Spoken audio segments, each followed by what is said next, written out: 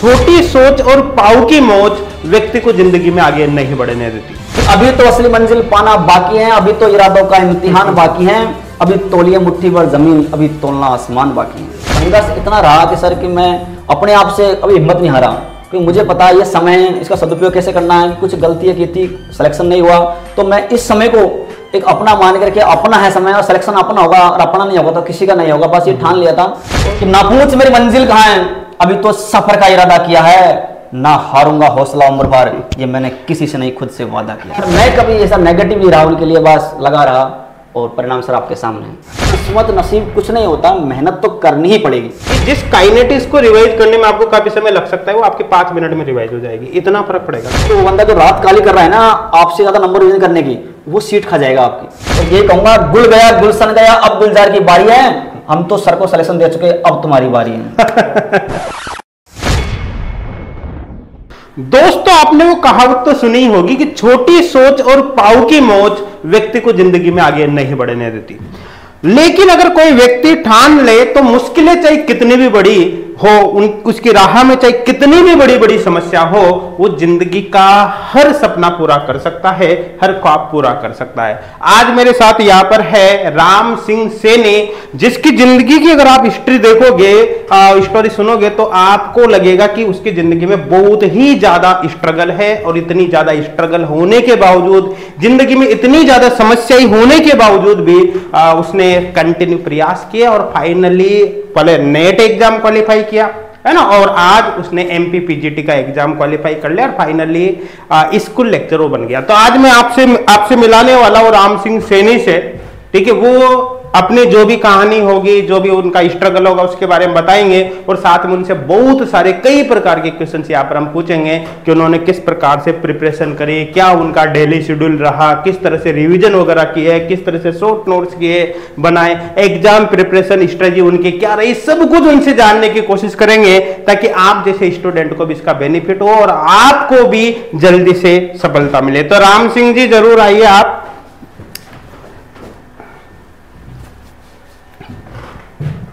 राम सिंह, तो राम सिंह सबसे पहले तो बताइए कि भाई सिलेक्शन अब आपका हो ही गया, तो अब आपको कैसा अनुभव हो रहा है?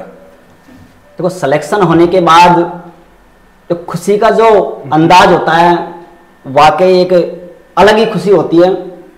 और ये जो खुशी मिली है मुझे, ये गुरुओं के आशीर्वाद, माँ बाप का आशीर्वाद तो हर किसी के पास होता है, बस गुरु और अपने एक इष्ट के आशीर्वाद से आज मुझे ये सफलता मिली है। मैं इन सभी को तहे दिल से बहुत बहुत हार्दिक शुभकामनाएं देता हूं।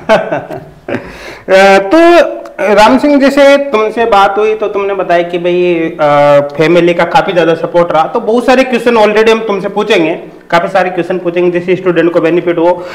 सबसे पहले थोड़ा जो आपकी फैमिली का सपोर्ट रहा है आपके सक्सेस जर्नी में, थोड़ा उसके बारे में बता दीजिए, उसके बाद फिर आगे कंटिन्यू करते हैं। सर, फैमिली के सपोर्ट के बारे में मैं आपसे इतना बताना चाहूंगा कि मेरी फैमिली ने कभी मुझे डिमोरलाइज नहीं होने दिया।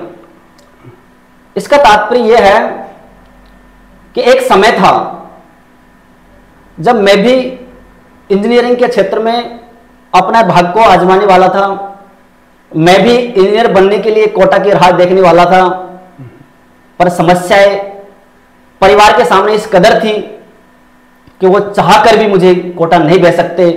उस समय मैं बहुत मैच्योर नहीं था, मुझे समझ नहीं थी कि पैसों की व्यवस्था कैसे होती है।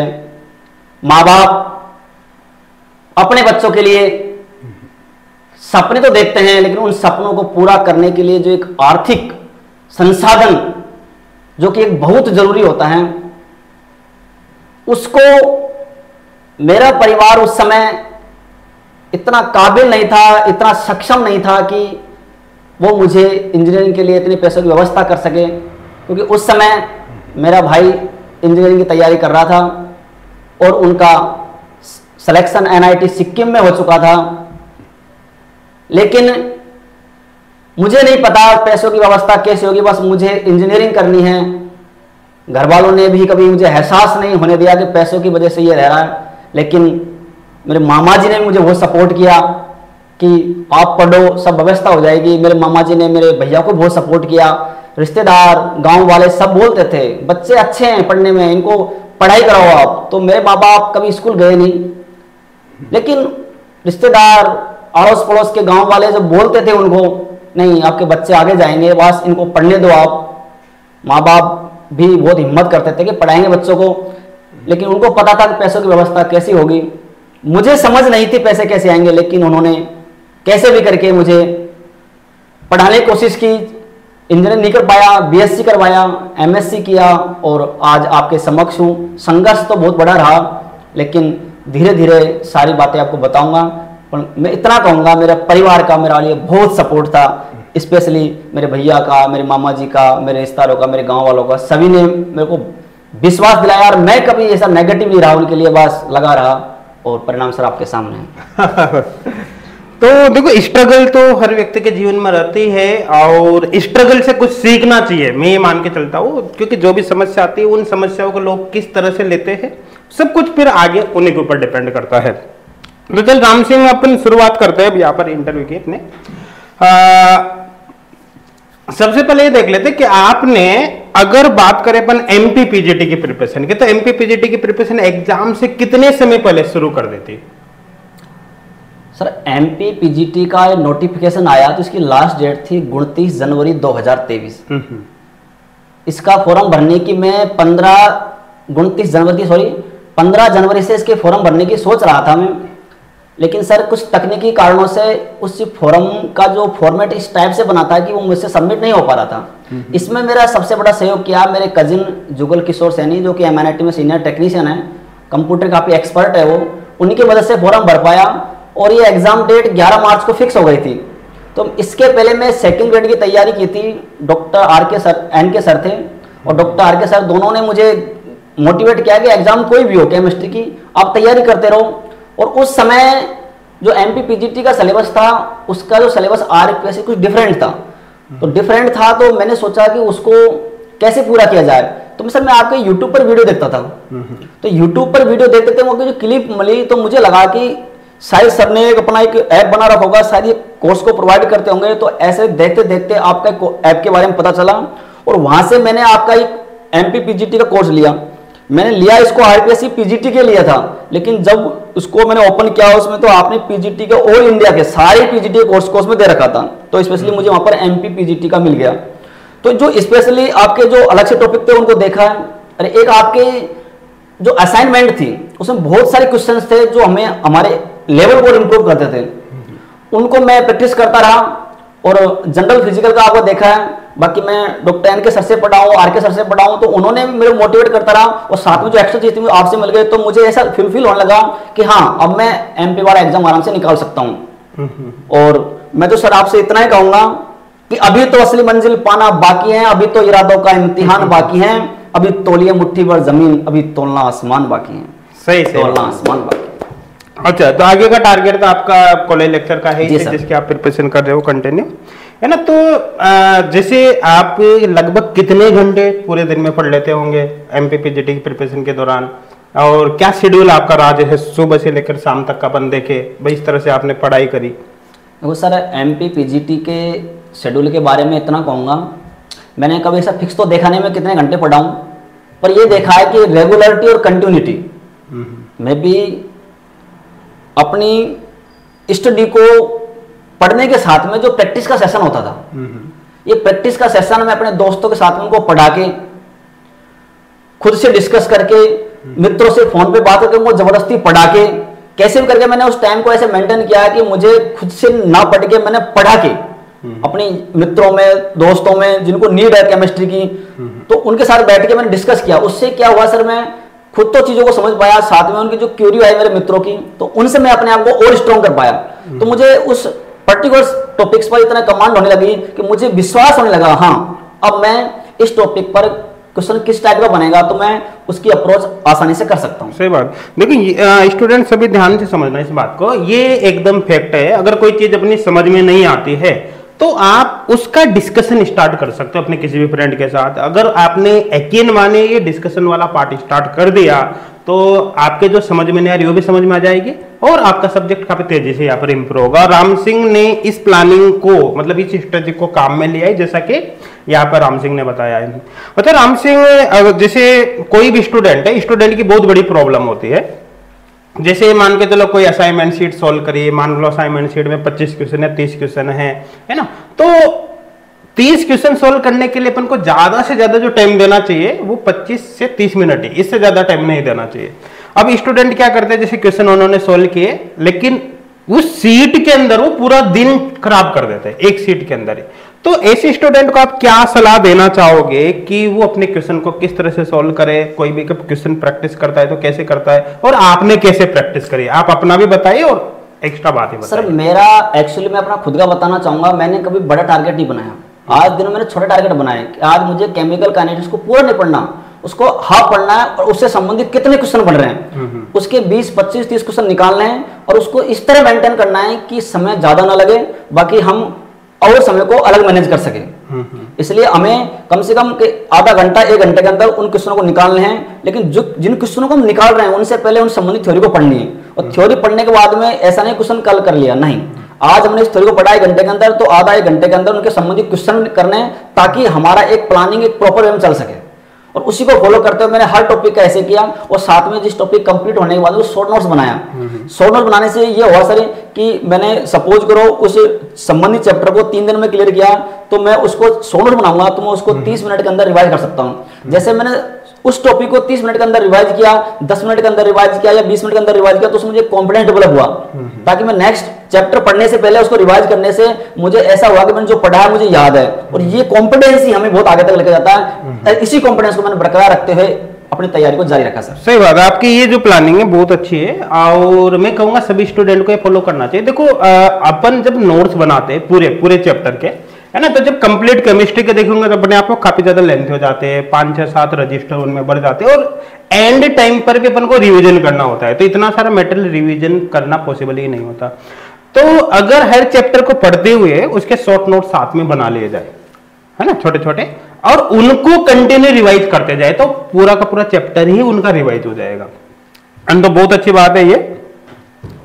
अब जैसे मान के चले कि कोई भी स्टूडेंट क्वेश्चन सोल्व कर रहा है, सोल्व करते करते आपका एग्जांपल ले लो, जैसे आप 25 क्वेश्चन या 30 क्वेश्चन का आपने टारगेट लिया, क्वेश्चन सोल्व कर रहे हो, सोल्व करते करते मान लो कोई क्वेश्चन हार्ड आ गया अचानक, है ना, जो आपसे सोल्व नहीं हो पा रहा, फिर क्या करते थे, क्या एक्शन लेते थे उस टाइम? सर हार्ड क्वेश्चन के लिए मैं जिस टॉपिक को पढ़ाऊं उसे संबंधित क्वेश्चन किए, उनमें से एक आध क्वेश्चन हार्ड होते हैं, तो उसी समय उन पर ज्यादा फोकस करके उसको मैं साइड में अलग लिख लेता हूं, ताकि बाद में उससे संबंधित पहले जानकारी इकट्ठा करता हूं कि उन 2-5 क्वेश्चनों को ऐसे अलग रख के, ना कि उस समय अपने स्ट्रेटेजी को, अपनी जो प्लानिंग बना रखी है पढ़ने की, उसको खराब ना करके, उसमें टाइम का अपन को जब नहीं हो रहा उसको छोड़ देना चाहिए, उसको लिख के फिर उससे संबंधित जानकारी इकट्ठा करके फिर उसको सोल्यूशन करने की कोशिश करता हूँ, ताकि उस समय का मैं बचाव कर सकूं, और जिस समय मुझे लगता है कि आपको काम नहीं है उस समय उस संबंधित क्वेश्चन से जानकारी इकट्ठा करता हूं और उसको फिर मैं सॉल्व करने की कोशिश करता हूं। देखिए ये अपने आप में बहुत ही बड़ी बात कही है आपने, है ना। ज्यादातर स्टूडेंट यहाँ पर मिस्टेक करते हैं, और मिस्टेक वो यही करते हैं कि क्वेश्चन सॉल्व कर रहे हैं, सॉल्व करते करते कोई क्वेश्चन हार्ड आ गया, उसमें वो फंस जाते हैं, और वहां पर वो पता नहीं कब आधा घंटा 1 घंटा भी लगा देते हैं, और फिर भी पता चलता है वो क्वेश्चन उनको नहीं आया, ठीक है ना। बल्कि ये कभी नहीं करना चाहिए, वो आपके टाइम मैनेजमेंट की प्लानिंग को खत्म करता है, क्योंकि जो काम अपन पूरे साल करते हैं प्रैक्टिस के दौरान, वही काम मेन एग्जाम हॉल में भी करते हैं, है ना। तो अगर कोई क्वेश्चन नहीं आ रहा तो उसको स्किप वाकई में कर देना चाहिए, और बाद में फिर उसको देखना चाहिए भाई क्या पर प्रॉब्लम हुई, और उसके अकॉर्डिंग फिर आगे पढ़ना चाहिए, ठीक है। अब जैसे आपका शेड्यूल क्या रहता था, जैसे सुबह कितने बजे उठ जाते हो आप लगभग? सर सुबह मेरा जब तक एग्जाम चला है उससे पहले मैंने विनायक संस्थान में सेकंड ग्रेड कोचिंग चालू कर रखी थी, तो उसके शेड्यूल में सुबह 5 बजे उठना होता था मेरे को। 5 बजे उठने के बाद में मैं 5:30, 6 बजे अपना तैयार होके कोचिंग पहुंच के 2-3 घंटे कोचिंग लेके वहाँ से जो रूम पे आता हूँ, आने के बाद में सर तुरंत पढ़ता नहीं हूँ, पहले अपना खाना बनाता हूँ।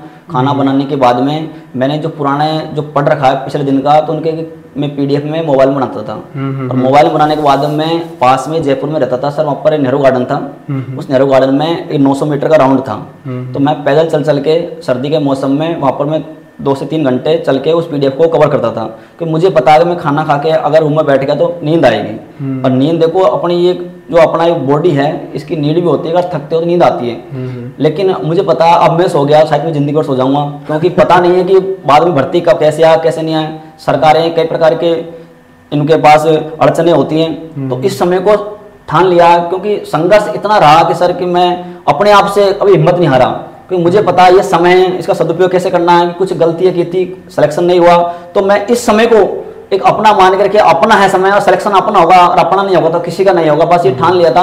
और उन पीडीएफ को रिवाइज करने और रूम पे आता, आने के बाद फिर जो मेरे प्लानिंग होते हैं शॉर्ट नोट बनाने, आज का मैटर पढ़ना, उसको इकट्ठा करके तो फिर दिन का प्रोग्राम होता है। मैं दिन में सोने की बिल्कुल कोशिश नहीं करता और शाम को 10 बजे बाद तक आज जगा नहीं हूँ।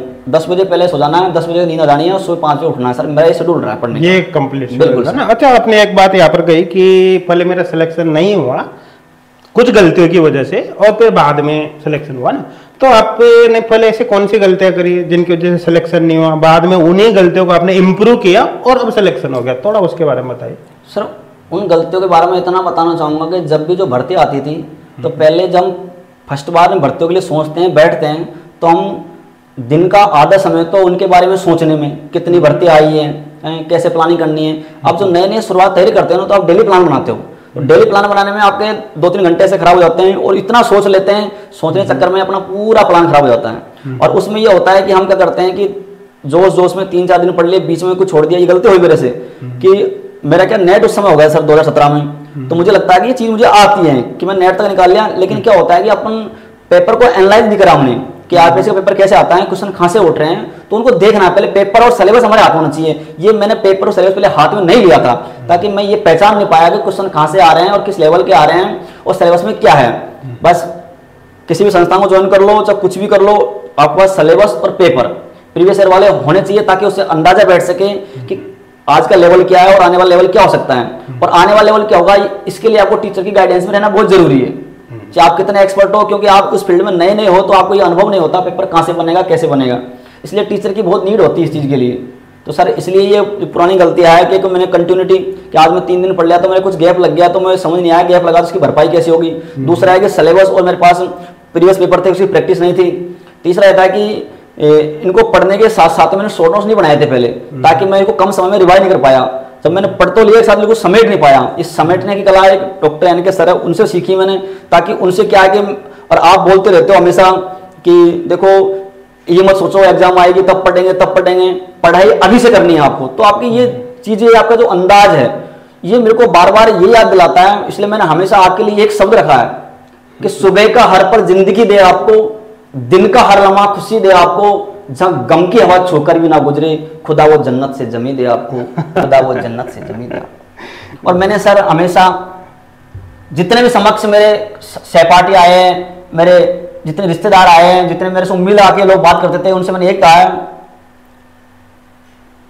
कि ना पूछ मेरी मंजिल कहाँ है, अभी तो सफर का इरादा किया है, ना हारूंगा हौसला उम्र भर, ये मैंने किसी से नहीं खुद से वादा किया है, खुद से वादा किया। तो देखो यहाँ पर राम सिंह ने बहुत ही बड़ी बात कही है, मैं आपको बता दूं। देखो क्या क्या गलतियां व्यक्ति कर सकता है, एक स्टूडेंट करता है, जिसकी वजह से उसका सिलेक्शन रुकता है, और उन गलतियों को कैसे इंप्रूव किया जाता है। देखो 2-3 चीजें हैं जिनको स्टूडेंट को हमेशा ध्यान रखना चाहिए। किसी भी एग्जाम की अगर आप प्रिपरेशन कर रहे हो तो एक तो आपको हमेशा उसके सिलेबस का आइडिया रखना ही चाहिए। दूसरा, प्रीवियस ईयर क्वेश्चन जरूर देखना होता है। अगर आपने प्रीवियस ईयर क्वेश्चंस की प्रैक्टिस अच्छे से करी तो आपको अंदाजा लग जाएगा वाकई में किस टाइप के क्वेश्चंस आता है, फिर आपकी पढ़ने की प्लानिंग ऑटोमेटिक ही बन जाएगी। ठीक है, और साथ के साथ ही शॉर्ट नोट्स जरूर बनाना है और उनको कंटिन्यू रिवाइज करना है। और देखो प्रैक्टिस करते समय टाइम का विशेष तौर पर ध्यान रखना है, क्योंकि आज जैसा कुछ अपन करेंगे, जिस स्टाइल में प्रैक्टिस करेंगे, यकीन मानिए आप मेन एग्जाम में भी वही काम करने वाले हो, है ना। इसलिए टाइम का मैनेजमेंट आज से सीखना पड़ेगा, प्रैक्टिस के दौरान सीखना पड़ेगा, अदरवाइज मेन एग्जाम में फिर कुछ नहीं होने वाला। ठीक है।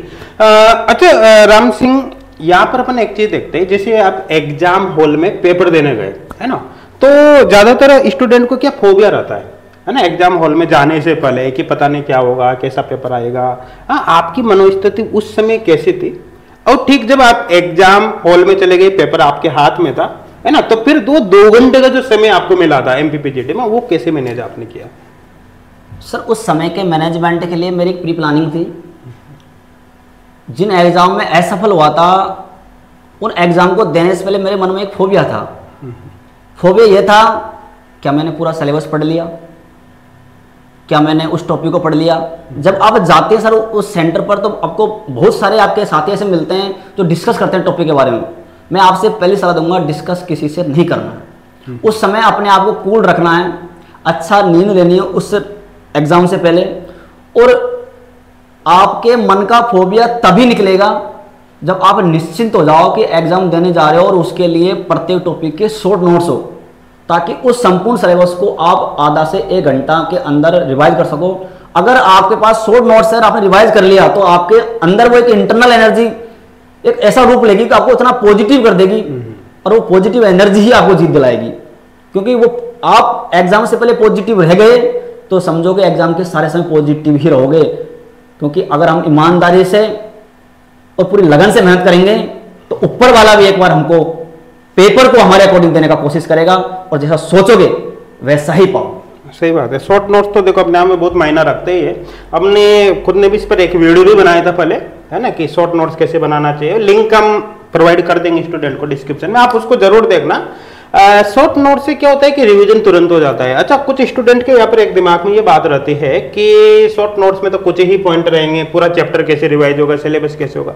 एक्चुअली ऐसा बिल्कुल भी नहीं। शॉर्ट नोट्स के अंदर वो सारे की पॉइंट्स आ जाते हैं जहां से क्वेश्चंस बनने के चांस होते हैं, की पॉइंट्स लिखने सर। हाँ, और जब उन शॉर्ट नोट्स को आप जैसे मान लो कि एक चैप्टर लिया काइनेटिक्स के, मान लो मेन नोट्स 100 पेज के है या 90 पेज के है, उसके शॉर्ट नोट 2-3 पेज के बनेंगे मुश्किल से। उन 2-3 पेज को आप 5 मिनट 10 मिनट 5 मिनट के अंदर रिवाइज कर लोगे। आप यकीन माने कि जिस काइनेटिक्स को रिवाइज करने में आपको काफी समय लग सकता है, वो आपके 5 मिनट में रिवाइज हो जाएगी। इतना फर्क पड़ेगा शॉर्ट नोट से, है ना।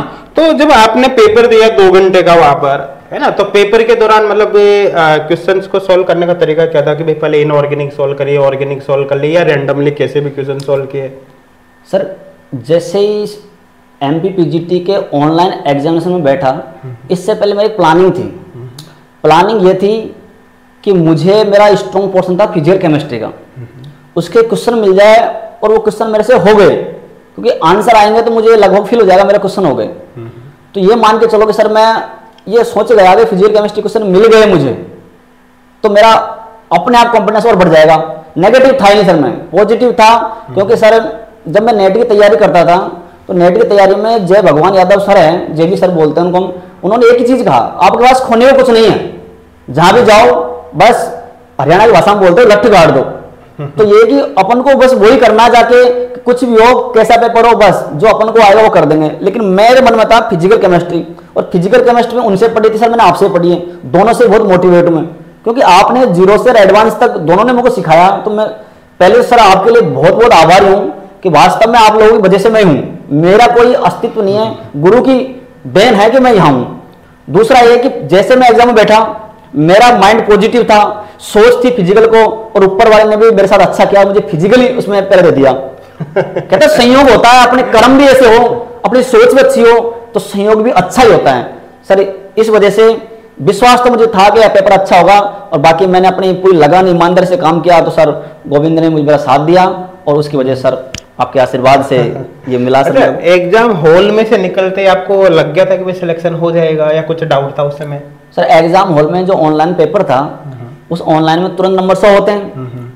नंबर मैं जो उसको अपने एग्जाम को सबमिट करने से पहले आसपास देखा, लगभग सबने सबमिट कर दिया था। मुझे था कि मैं बाद में करूंगा, थोड़ा सा अपने आप को और पॉजिटिव रख रहा था, लगता है कुछ हो सकता है।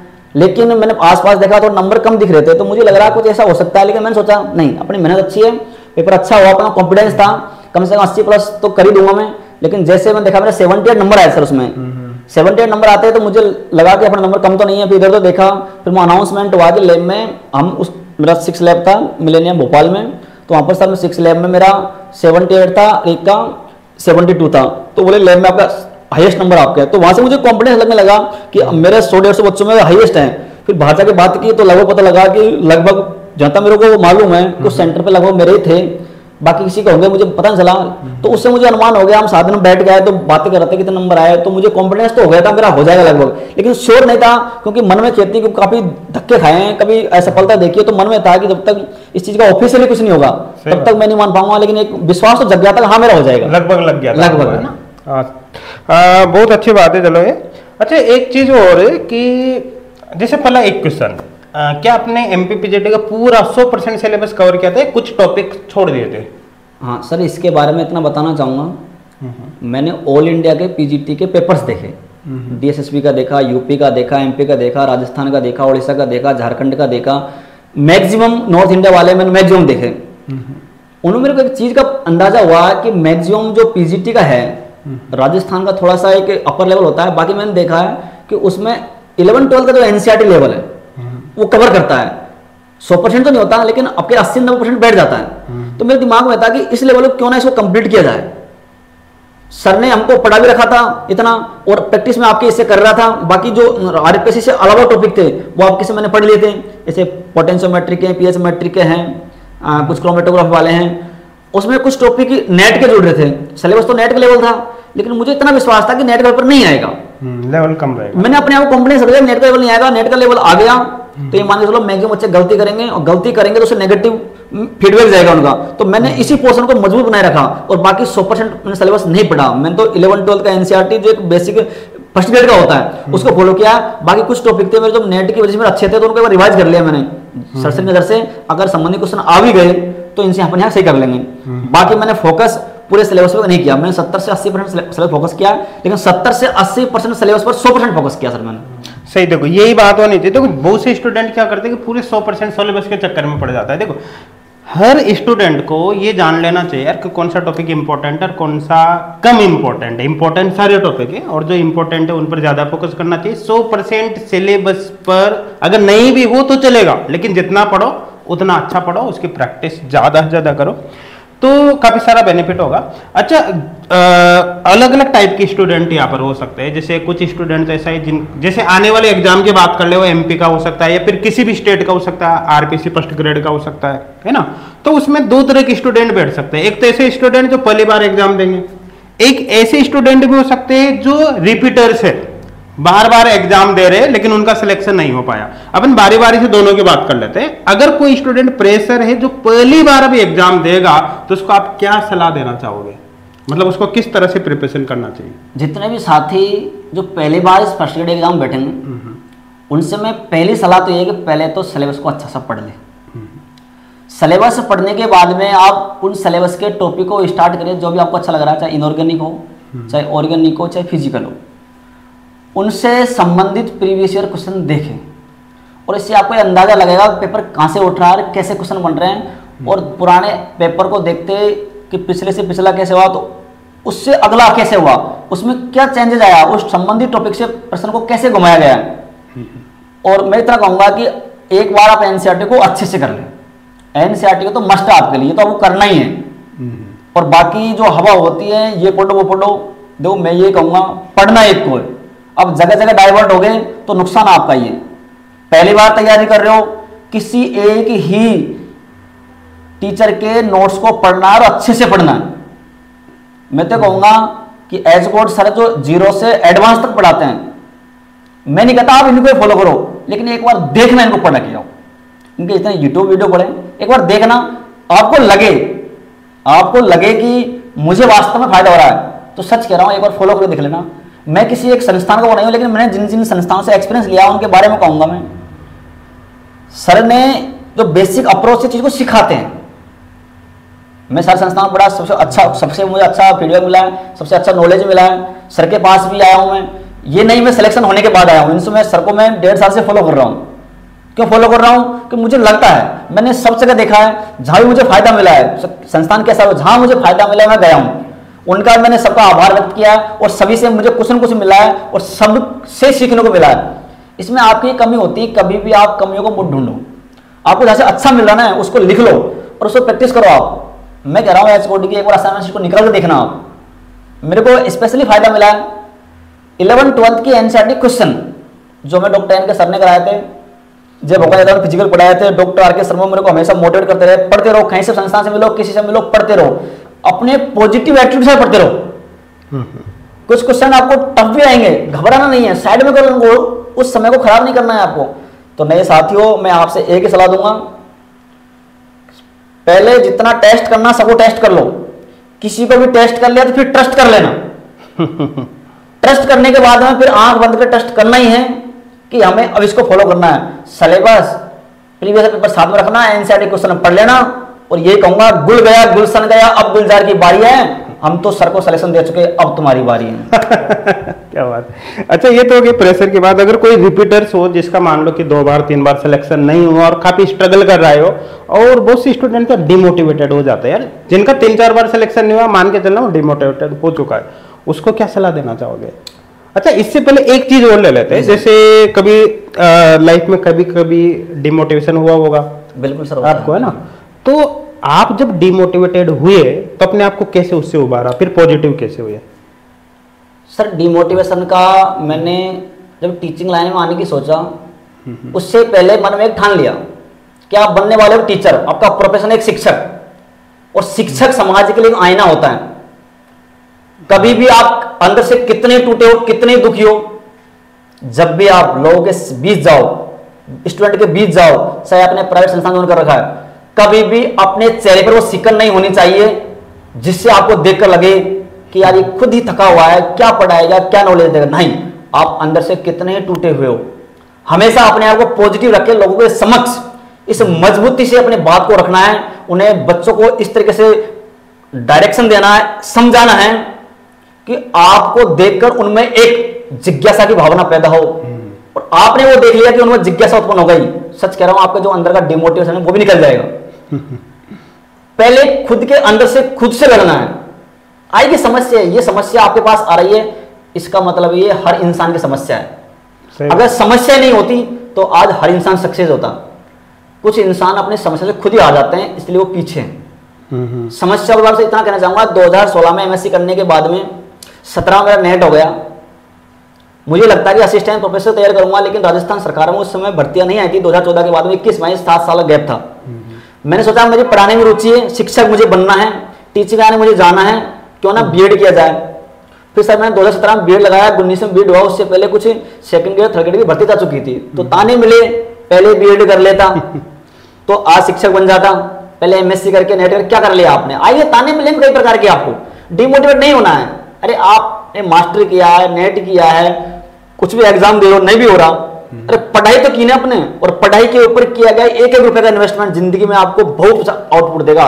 पढ़ाई के ऊपर कितना पैसा खर्च कर लेना, कभी भी अफसोस मत करना कि पढ़ाई के ऊपर मेरा पैसा खर्च हुआ है तो ये बर्बाद हुआ है, बिल्कुल नहीं हुआ है। आज आप जो इन्वेस्टमेंट कर रहे हो, कल ये आउटपुट इतना अच्छा मिलेगा कि आपने सोचा भी नहीं होगा। बस ईमानदार से काम करना, गुरु पर विश्वास रखना और कंटिन्यूटी बनाए रखना, सफलता एक दिन मिलेगी। गोविंद के पास देर है, अंधेर नहीं। अच्छा, जो बार बार मतलब रिपीटर्स है, 3-4 बार सिलेक्शन नहीं हुआ है ना, उनको कैसे अपनी प्लानिंग मतलब इम्प्रूव करना चाहिए, किन बातों का ध्यान रखना चाहिए ताकि अब सिलेक्शन नहीं हुआ अब हो जाए, आने वाले एग्जाम में कम से कम उनका सिलेक्शन हो? तो सर जितने भी रिपीटर्स हैं उनके लिए मेरी एक सलाह है कि आपने प्रीवियस जो एग्जाम दिया है उस एग्जाम में बैठते आपको ये तो पता लग गया होगा कि आपका वीक पोर्शन कौन सा है। तो इसमें सर 2 कंडीशन बनती है कि आपको वीक पोर्शन पता लग गया तो इसके बाद में आपने उस वीक पोर्शन पर ही काम किया, या फिर आपने जो आपको इंटरेस्ट वाला है उसी पर काम किया। अगर इन दोनों के अलावा अगर दोनों पर काम कर लिया आपने, सबसे पहले जो रिपीटर्स की गलती मानता हूं कि उन्होंने या तो प्रीवियस पेपर और सिलेबस को फॉलो नहीं किया।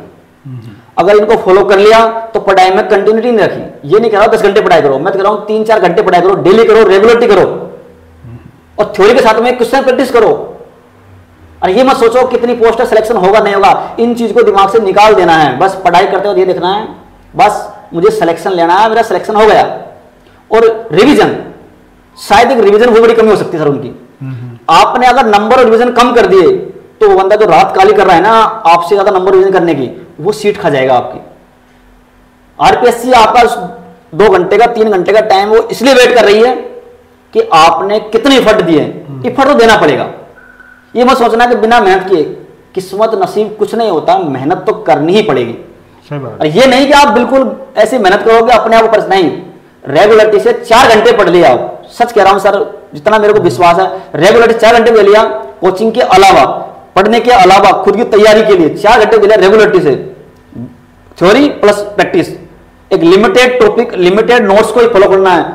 इतना नहीं, मैंने कहा टेस्ट करके ट्रस्ट कर लेना, और जिस पर ट्रस्ट कर लिया उसको फॉलो करते रहना, नंबर और रिवीजन दे देना, सिलेक्शन को रोकने वाला नहीं है आपको।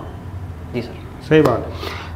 देखो ये बात फैक्ट है कि जिनका सिलेक्शन नहीं हुआ ना अभी तक, जी सर, उन्होंने कोई ना कोई गलतियां तो करी, बस उनको वो गलतियां फाइंड करने, और इस पर एक डेडिकेटेड वीडियो भी बनाया था हमने पहले, है ना, जिसमें स्पेशली बताया था कि स्टूडेंट का लगातार सिलेक्शन नहीं होने का रीजन क्या है। उस वीडियो का लिंक हम प्रोवाइड कर देंगे कमेंट में, आप उसको जरूर देखना एक बार। उससे आपको ये पता चल जाएगा कि कहाँ पर गलतियां हो सकती है और आने वाले एग्जाम में उन गलतियों को आपको नहीं दोहराना। ऑटोमेटिक आपको पता चलेगा जैसे ही वीडियो देखोगे कि इस जगह पर गलतियां हो सकती है। अब आप अपनी गलतियों को फाइंड करना, उनको इंप्रूव करना और मान के चलना, आपको फिर सक्सेस पक्का मिलेगी। तो राम सिंह, आपका जो इंटरव्यू है, मैं मान के चल रहा हूँ कि स्टूडेंट को इससे काफी ज्यादा नॉलेज मिलेगी, एक तरह से मोटिवेशन भी मिलेगा, है ना, पढ़ने के प्रति उनकी जिज्ञासा बढ़ जाएगी, काफी ज्यादा फायदा उनका होगा। आज जो आपने इतना सारा समय दिया है एच गोल्ड क्लासेज को, उसके लिए आपका बहुत बहुत धन्यवाद। थैंक यू सभी स्टूडेंट को।